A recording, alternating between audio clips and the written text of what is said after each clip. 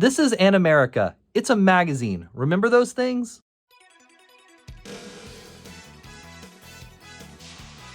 This is the first piece of anime merchandise I ever owned. Animerica Volume 4, issue number 11 to be exact. That's right. There was a time period where you could advertise Dragon Ball on the front and Violence Jack on the back. Now, this thing has stayed in pretty decent shape over the years. There's some damage to it, but considering I got this thing off of a news rack at Suncoast. I guess it's not really a news rack. They had a few magazines and this happened to be one. All the way back in 1996, I convinced my parents to spend $4.95 US plus tax to pick this thing up for me. It's in pretty good shape, all things considered. Now, the irony again is that you advertise Dragon Ball on the front and Violence Jack on the back. That's right, from the master of macabre manga himself, Go Nagai, Manga Video, your #1 source for Japimation.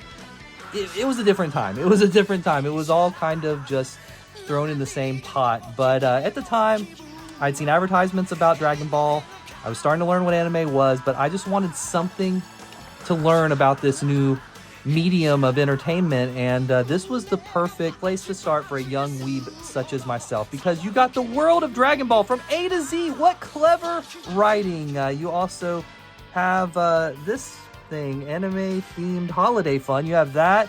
You have some manga with X from Clamp. So I think what we're going to do today is take a look at this thing. I've not opened it in years, absolute years, and we are going to explore what was a very different time for anime fandom together. So you open this thing up, and you have Battle Skippers advertised. I still, to this day, don't think I ever actually watched the show, but I remember it being advertised a lot. You also had this pull-out kind of bonus issue here. And at the time, this was my first introduction to Tenchi, which would go on to be one of my favorite series of all time, still to this day. This is the Anime Press International, Volume 5 from Pioneer, The Art of Entertainment. On November 12th, prepare yourself for a new Tenchi World, Tenchi Muyo TV series. New characters, new insanities, new adventures. So this is just a little insert pamphlet they throw in for fun. Let's see, they talk about the Tenchi TV series. I remember that was really promoted a lot at the time. Tenchi the movie premiere, what went on to be one of my favorite movies of all time. It was going to premiere at the Anime Expo 1996 on June 29th in Anaheim, California. That's crazy that at the time, an anime convention like that could get what was essentially international press, because this scene was so small that it was still worth advertising it in something like this. Not only is Tenchi advertised here, we have a little part about Armitage, everyone's favorite cyber waifu. We have an advertisement here for the soundtracks for both of them. Good stuff, good stuff. On the back, we have a advertisement here for Animayhem. This was a trading card game similar to Pokemon or Magic or something like that.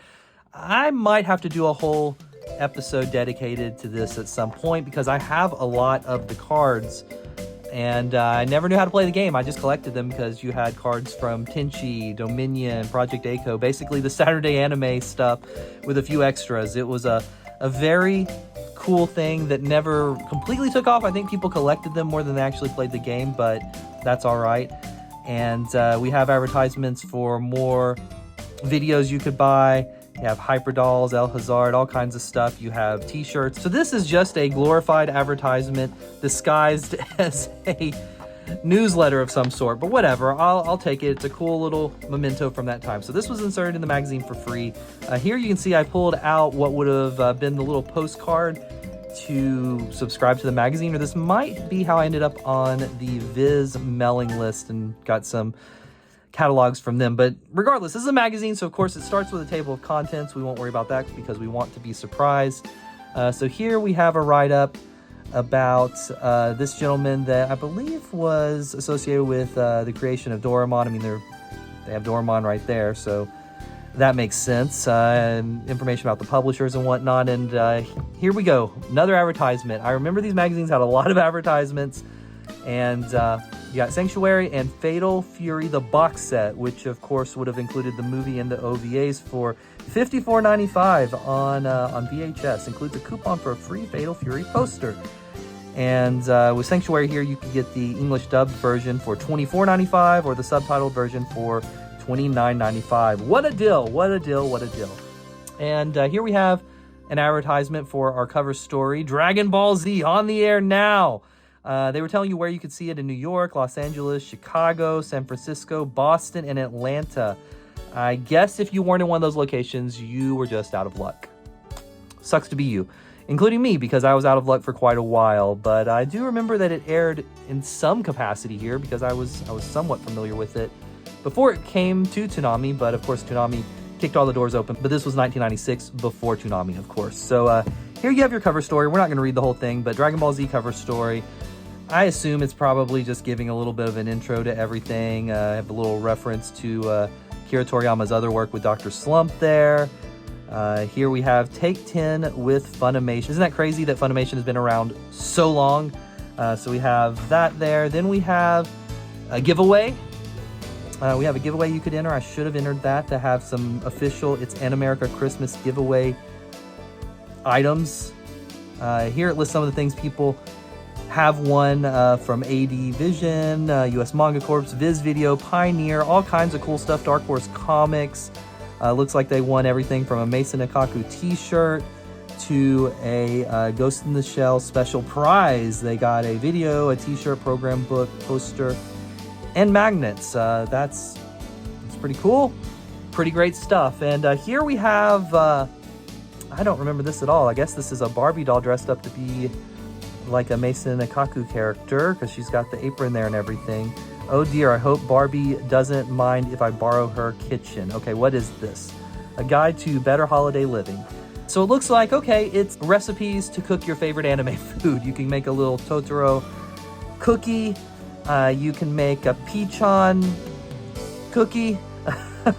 All kinds of stuff here. I remember back in the day seeing this section and just not caring. So we're going to continue that tradition.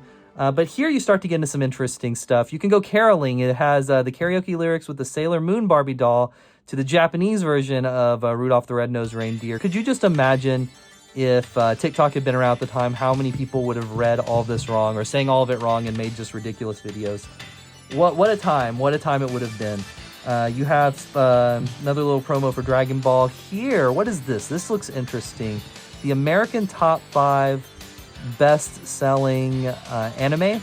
So number 1, Legend of Overfiend. Legend of Overfiend, we did it, my friends, back in 1996. You have the Pat Labor original series collector set for $69.95. Overfiend was $79.95, so definitely a good deal there. You have Sanctuary, you have Mason Ikaku, you have My.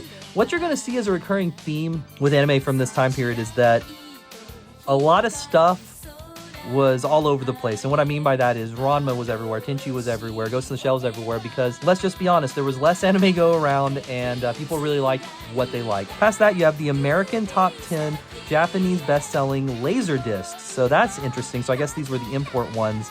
Ghost in the Shell was number 1. Then you have Slayers, Gundam Wing, Escaflowne, Blue Seed.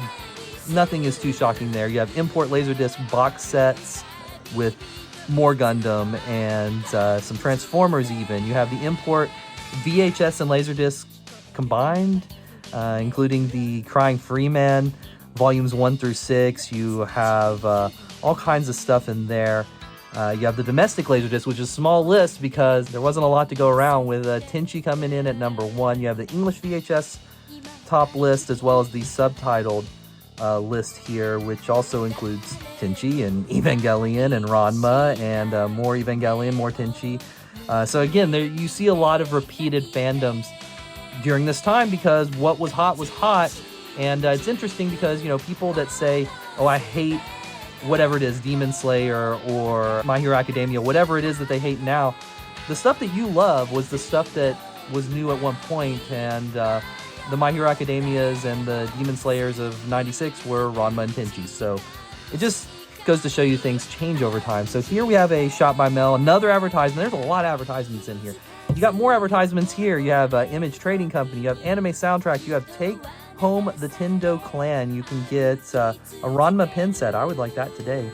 $22.50 for the full set. Sign me up. And then you have continued Dragon Ball coverage here from the cover story. You have some line art. That's pretty awesome. That's something you normally would only get in an art book, so pretty cool to see it here. I remember this Goku figure. I had this back in the day. I don't think I currently still do, but I had it at one point.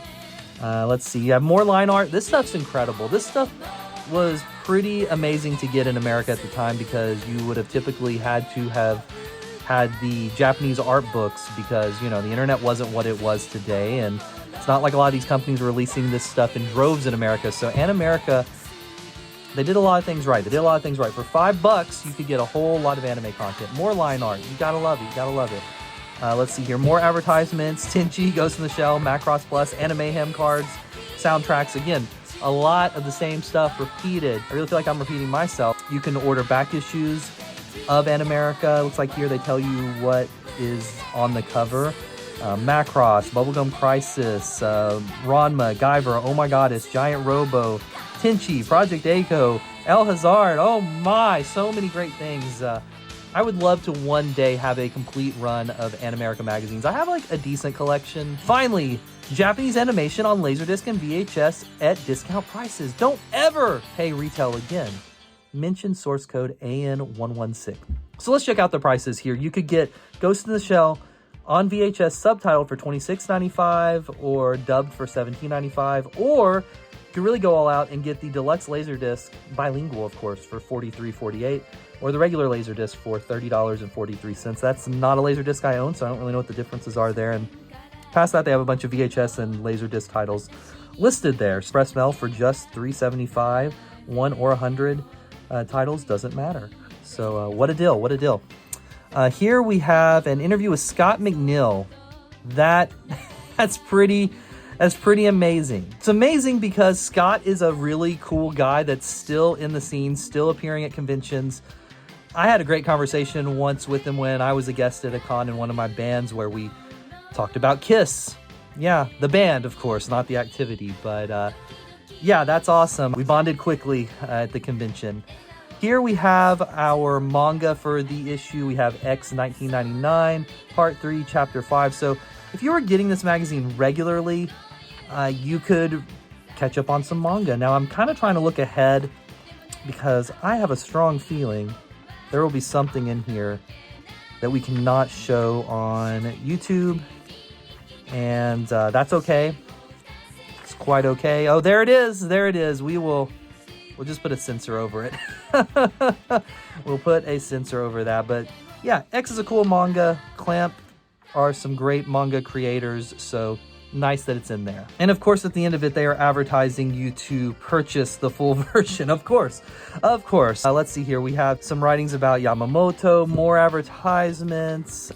What do we have here? More advertisements, or maybe these are reviews. They're little write-ups about manga. We have Oh My Goddess. That's pretty amazing.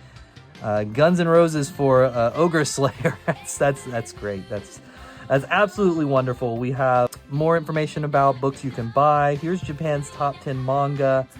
A lot of these are the Japanese titles, so it's kind of hard for me to make out what's going on, but I do see Evangelion in there, so that's pretty great. See, that's one thing about this time period similar to today, is that they really wanted to try to be as authentic as possible. Of course, back in the day with this, you couldn't look things up online, so it's a little bit harder to really know what's going on.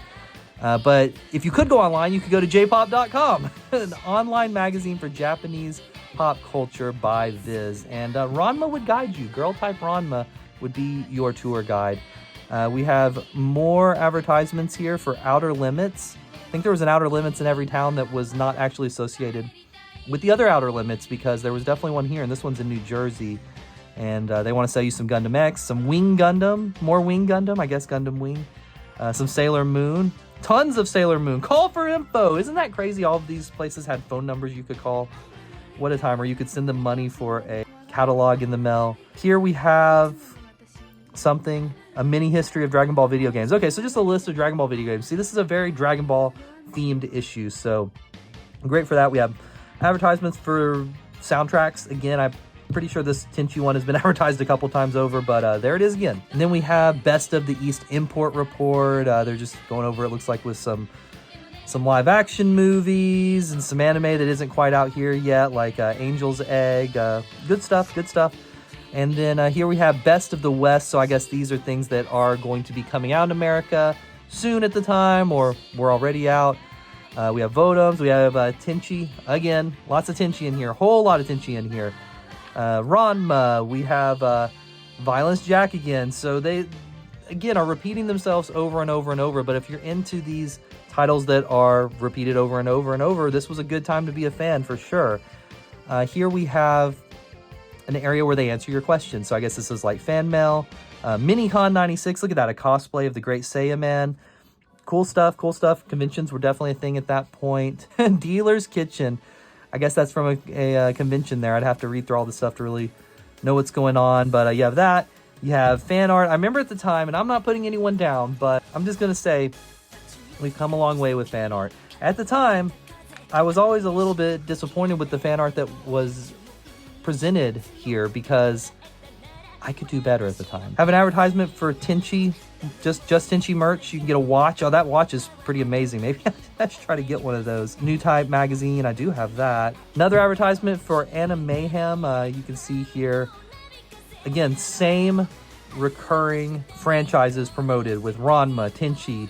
Bubblegum Crisis hasn't been here as much, but nonetheless, we have an advertisement for Galaxy Express. That's pretty amazing. You get the signature edition. Get some Ranma, some Mason Otaku, some shirts for both as well. Let's see here. More advertisements. More advertisements. You can get some figures and go to Planet Anime. You can get some Evangelion action in your day. I do remember this was the first time. I specifically remember this ad being the first time that I really paid attention to Evangelion as a franchise, because I noticed the robots and Masato. How could you not love Masato? And this picture in particular was just, it felt like it was all over the place of Masato. It was, of course, on the VHS tape, the Laserdisc, everything. So it very much made an impact on my young, impressionable otaku mind. You can even get F3, English dubbed version. Again, it's very bizarre that they were advertising just normal titles along with, you know, the more adult fare. What an interesting time to be alive in anime fandom. I have a rip on this page. Apparently I like that page a lot. And we have more anime advertised. You could see these or rent them, I suppose, at Blockbuster. And you know, it's funny because I remember my Blockbuster having all three of these, the Geist and the Lotus Wars. I guess they were on point. In our next issues, just giving you kind of a preview, it's going to have more Tenchi, more Slayers, Evangelion, more Tenchi, more Tenchi. You got to love this. I remember always loving this picture too. This one very much stuck out in my mind to advertise the TV series. And then it was all over. Violence Jack would bid you farewell, and you just had to wait till the next month's issue. Yeah, that's an issue of Animerica, the first piece of anime merch I ever owned. What a trip down memory lane. I remember so many of these pictures and ads, and I read all of this stuff in detail, and I'm sure if I went through and read all of it again today, so many memories would come back. With all that being said, what was your first piece of anime merch? This was mine. What was yours?